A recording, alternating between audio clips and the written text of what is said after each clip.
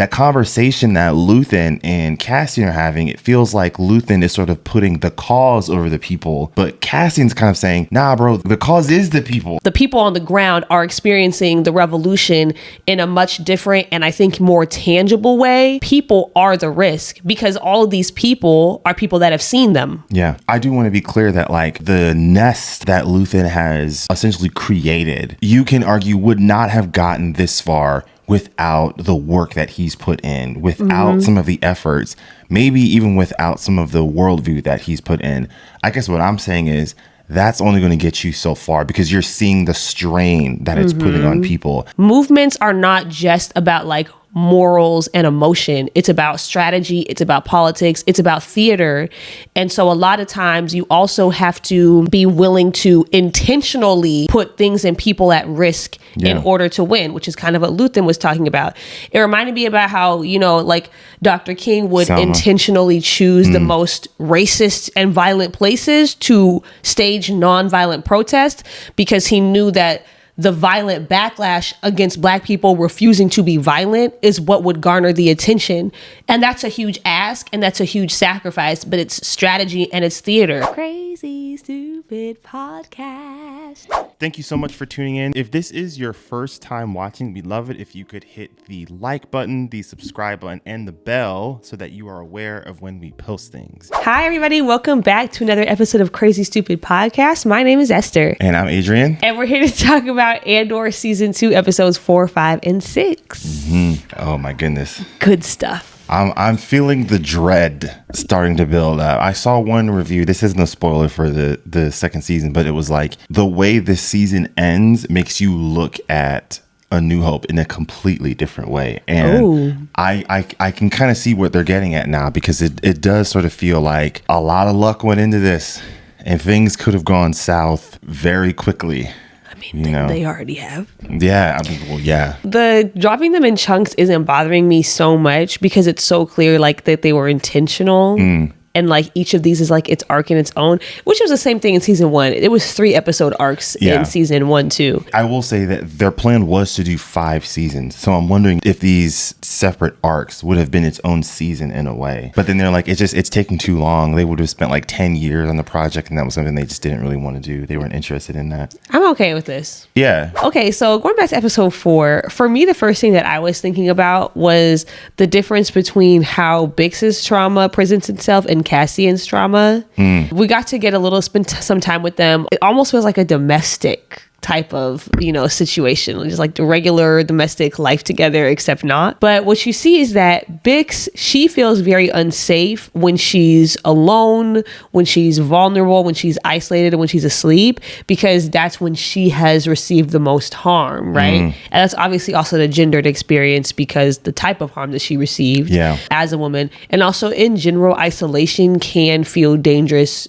as a woman, just in general. Like you sometimes just become aware of like, I am alone right now. And if somebody wanted to harm me in this instance, as many men do, it could be dangerous. Yeah.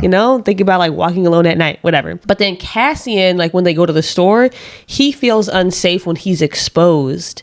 So when they're at home on their own, he's good. He's chilling. It's when they go out in the world and he feels like he's risking exposure. That's when he's afraid because that's what led to his imprisonment. That's what led to the trauma that he experienced. And also because he knows that people have seen him. And you see that he also kind of applies that same protection to Bix. Like he unalives that soldier because they saw Bix's face.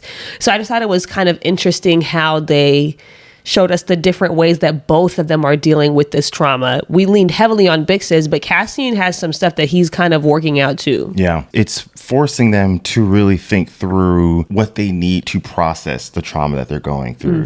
Because there's a couple of things that I feel like it is distinguishing Cassian's character from Luthen and Bix's character from other characters in the show also. Like for Bix, a theme that's reoccurring in this series is like everyone has their own revolution that they're fighting. If Bix doesn't have any more missions, personally, I would be sad we don't see her anymore, but I'd be okay with that. Like this felt like an arc because this was like one of her moments of revolution. With Cassian, I feel like there's a disconnect that he's having with Luthen, because Luthen never experienced what Cassian went through in the prison. There's this idea of like, we were able to accomplish this act of revolution because we had to rely on the people, on the men in that prison.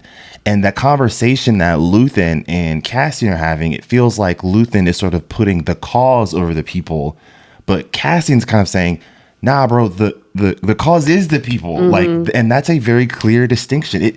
That conversation reminded me of that scene in Say Nothing, when Brendan's talking to Jerry Adams, and Jerry wants them to get rid of, they call him touts, but the person that snitched essentially. And Brendan's conflicted with it because it's like, who are we fighting for if not for these people? And I think Luthen is such a fascinating character, but you can see that there are flaws in his worldview, because if you want people to stay on board with this revolution, part of the distinction has to be, we're offering you all something better. I love that comparison, because Luthen and Jerry Adams have very similar positions in the movements. Yeah. They are both like the sort of faceless, mysterious person behind this revolution that the people on the other side, the opposition, knows exists but can't put their finger on because they don't know who they are yet, and they don't have information about them, and operating in that secrecy is what protects them.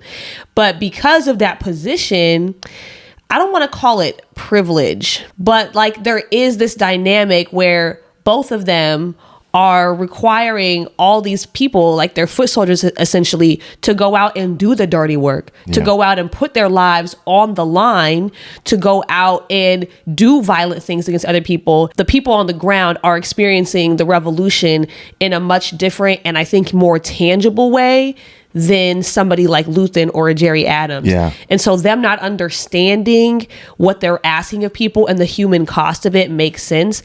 And also for them, people are the risk, because all of these people are people that have seen them. Yeah. And so every single additional person in this thing is an additional risk to them personally.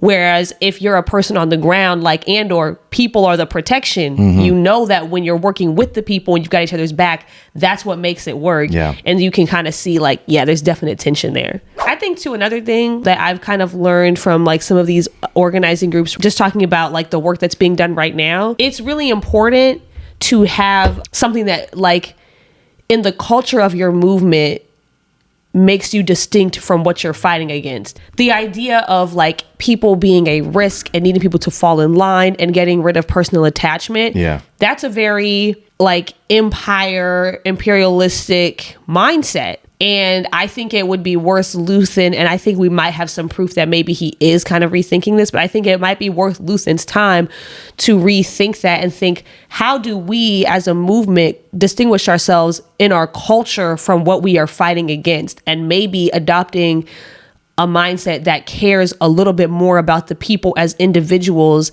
in connection to the cause rather than sacrifices for the cause is worthwhile. And I think I do want to be clear that like the nest that Luthen has essentially created, you can argue would not have gotten this far without the work that he's put in, without some of the efforts, maybe even without some of the worldview that he's put in. I guess what I'm saying is that's only going to get you so far, because you're seeing the strain that it's putting on people. I think to really build up some of that momentum, some of the things that he has said in the last 2 seasons, I think are spot on. I understand what he's getting at, but again, it's just limiting. I think it also points to like, there's a natural tension that exists within any sort of cause-oriented movement like this, where you have to balance between like what you are willing to sacrifice in order to win. Yeah. And we kind of saw that at play in two different things. On the one hand, when Andor was talking to the Gorman daughter, and he met her at the restaurant, and he was saying like, y'all are rushing this. Like, you need to slow down because you don't really know what you're doing yet. And what she said to him was, it's hard to be patient when your world is falling apart. Yeah. And so there's always this tension between like waiting for that right moment and being strategic, but also like what's lost in the meantime while you're doing the waiting and the building. And I feel like you see that impatience a lot, especially I think from younger people who are kind of newer to a movement, who want to get things up and running right away because they're looking around and they're like, what is going on? There's a sense like of urgency. Yeah. Whereas you have older people who might have been doing this a little bit longer that are like, listen, we've been here before and we understand. And also like, we have to do it right. So there's that. But then there's also the tension of like, movements are not just about like morals and emotion. It's about strategy. It's about politics. It's about theater. And so a lot of times you also have to be willing to intentionally put things and people at risk in order to win, which is kind of what Luthen was talking about. It reminded me about how, you know, like Dr. King would intentionally choose the most racist and violent places to stage nonviolent protest because he knew that the violent backlash against Black people refusing to be violent is what would garner the attention. And that's a huge ask and that's a huge sacrifice, but it's strategy and it's theater. It's the same thing with like when you have, I don't remember what they're called, but like test cases for like Supreme Court things, like when you intentionally make something happen, like intentionally break a law or test like a legal boundary in order to push a case up to the Supreme Court. Like you are manufacturing a situation that didn't happen organically because you needed to make a point, make a statement, make some like wide reaching change. It's a balance of those two things of like, part of this is just like, how do we be the most effective? And sometimes that's not like the prettiest and the most comfortable route. I want to talk a little bit about Saw Gerrera because I know we were trying to think through like what was sort of going on with what was happening in that scene. It is safe to say that Saw Gerrera is borderline anarchist with what he sort of goes for. But in terms of like core beliefs, I mean, Luthen's tapping him on the shoulder because they have so many things in common. One of the things that I sort of was thinking about with Saw is for him and where he's at right now in the war in the galaxy is this idea of like you yourself becoming a weapon and casting aside like feelings and emotions, almost similar to where Luthen's at. I think their worldview is a little bit different, but strategy I think is identically the same. He's giving that story about like when he was like a child slave worker, something goes off in where they're working in that field. He describes that as like a traumatic incident where like the leak caused like a massive panic. And he says like he was drawn to the fumes. So they're giving him a little bit of like an origin story as to maybe what sparked the trajectory of where he is right now in the direction that he's gone. And then something that I Googled online where it says like the Redonium fumes become a symbolic representation of the fire of the revolution, which Saw urging Wilman to embrace them, saying like, we are the thing that explodes when there is too much friction in the air. So that moment in his childhood really gave him the idea of what his role is going to be in this rebellion war. And he's now instilling that into Wilman, which I think getting that context, it makes that scene very powerful because we've also seen what was taken from Wilman in a lot of these moments. And Saw, I think, is realizing, oh, this could potentially be someone that I can recruit in because he understands the pain that I went through as a kid also. I really appreciate the way that they are exploring propaganda and the insidiousness of it. We saw the whole background conversation that they had in the last 3 episodes about how they're intentionally painting this picture of Gormans as other and dangerous so that they'll be able to eventually justify what they're going to do to them and their planet. But what we saw in this episode was how difficult it then becomes to debunk this propaganda because once it's been set in, then it becomes kind of politically risky or undesirable to be the person trying to debunk it because people conflate it with you defending whatever image of the Gormans that have been created, right? So she's trying to go around and lobby all these people to, you know, trying to whip up the votes for this legislation. And all these people are like, I don't really know if it's a good idea to tie anything to Gorman right now. Like, I don't think that's a good idea for us right now because they feel like you're falling into this trap of like, if people believe around the galaxy that Gormans are bad and we're seen as the ones trying to defend them, even if it's not true, it's not good for us, and it becomes like this kind of catch-22 situation. And I feel like we have seen that play out in real time so much recently. All of this misinformation, disinformation, the propaganda, the xenophobic things that they've been talking about immigrants and quote unquote illegal immigrants and their criminality and all this stuff. And because Democrats were too slow or too like incapable to prevent that messaging from really resonating with huge amounts of people, now we're in this weird situation where you have politicians being like, well, yeah, what they're doing is bad, but if we come out and we say something about it, then we look like the people who are defending the gangs, even though we know they're not really gang members. And it's just like, it just, I don't know. I like how they're sort of reflected that in the show of just the way that once the propaganda is set in and it's become like kind of entrenched in this culture, it doesn't matter if people know it's not true. They still aren't prepared or don't feel comfortable saying it because you become the person trying to explain something complicated to defend something correct when there's just this very simple narrative on the other side of like, those guys are bad. Yeah. I've been thinking about this a lot this second season of the role Palpatine is playing in this show, even without him sort of being physically present on the screen. Yeah. I think what Andor is doing so well when exploring fascism, it's sort of forcing us to recognize that there isn't going to be this like specific moment where it's like a before and after when fascism kicks in. And you see that in the way that Palpatine is navigating politically in these moments. In theory, he is still going through the branches of government that are existing. The Senate is still, quote unquote, like in power. He's still using like laws. I mean, ISB sort of has their own set of laws, but he's creating formats where what the ISB does is justifiable in the actions that they take. And you saw that reflected in the argument that Mon Mothma had with Director Krennic in episode 6. And he has that line of like, some people call them rebels, but we call them terrorists, right? And then it's giving an insight as the work that's being put in. And I remember we've been having this conversation a lot. I've seen people have this conversation online a lot of like, who is supposed to be the representation of the Empire, like in our modern day. And I think it's getting lost to a lot of people because I think people feel like there's going to be that switch moment. I think people feel like when they read throughout history, like let's take Hitler for an example.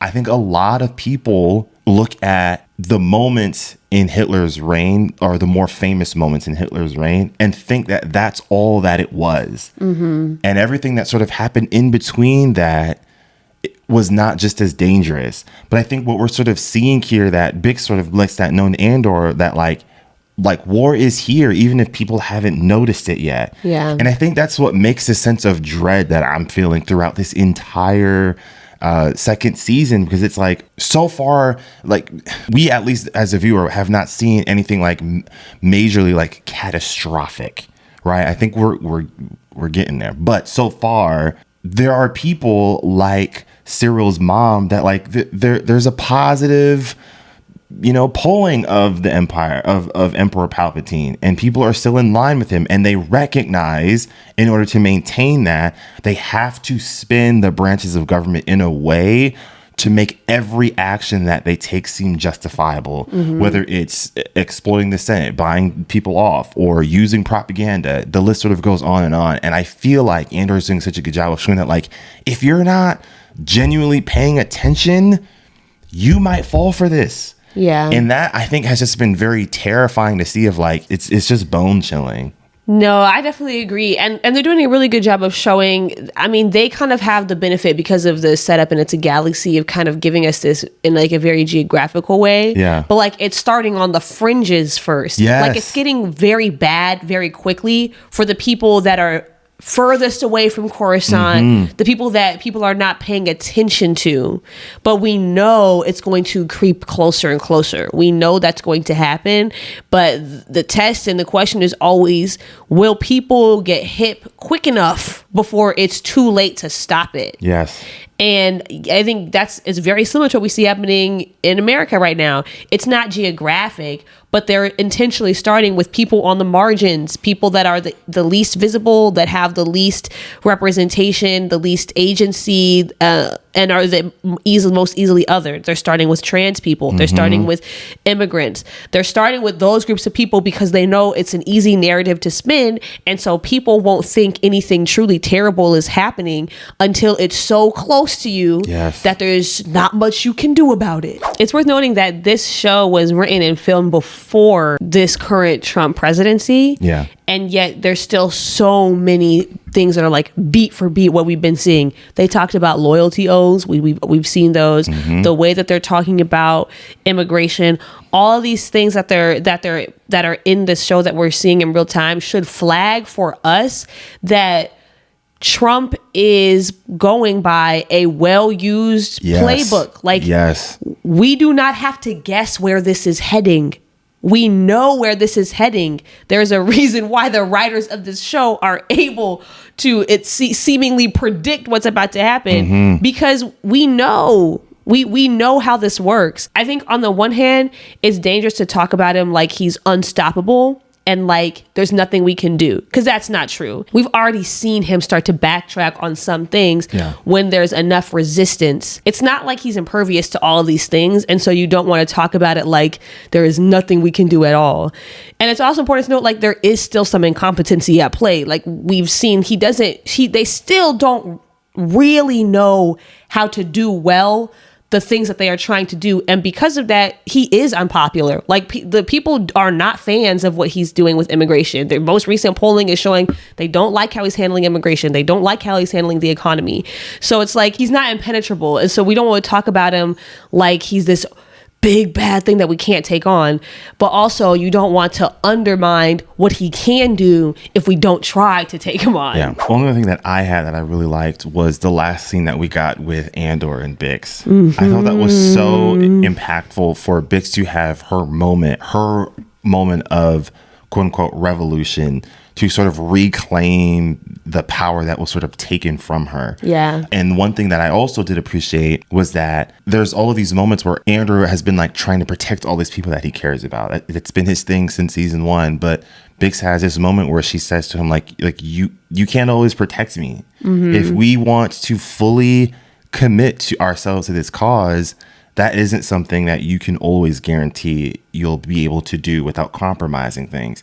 So I loved the fact that he didn't go inside with her and trusted her to make the decisions for herself. And I mean, obviously it all worked out, but the fact that he waited outside, I think shows a tremendous growth moment for him. And it shows how much he respects and loves her as an individual. And I really appreciated that. I agree. I just think they're such a badass duo. When she walked out of there and she gave that little nod, like, it's done, and then he just explodes, I was like, oh, this is good stuff. Yeah, I love it. I love it. And I agree. I really like the arc that they've given Bix. Yeah. And like I was saying last time, all I needed was her to get her lick back, and she did. So I want to talk about what happened in Gorman with Vel and the Gorman Front. I feel like that group of people, the Gormans, to me, so closely resembles like young people right now that are like fired up about a cause, but are like over eager and not always willing to learn and listen to people who have done this before them. And I think that there's been like a huge influx of it with the internet. I think because of the internet and because like it's so easy to gain a platform now just for like knowing things and having knowledge and information, there's a lot of young people that have a lot of information and maybe can articulate arguments and ideas very well. But at least to us, we don't have the evidence. I mean, I don't know them in real life, but we don't have the tangible evidence to see what type of actual work they have done in real life. And so there's people that have these huge followings and these huge platforms and are hugely influential.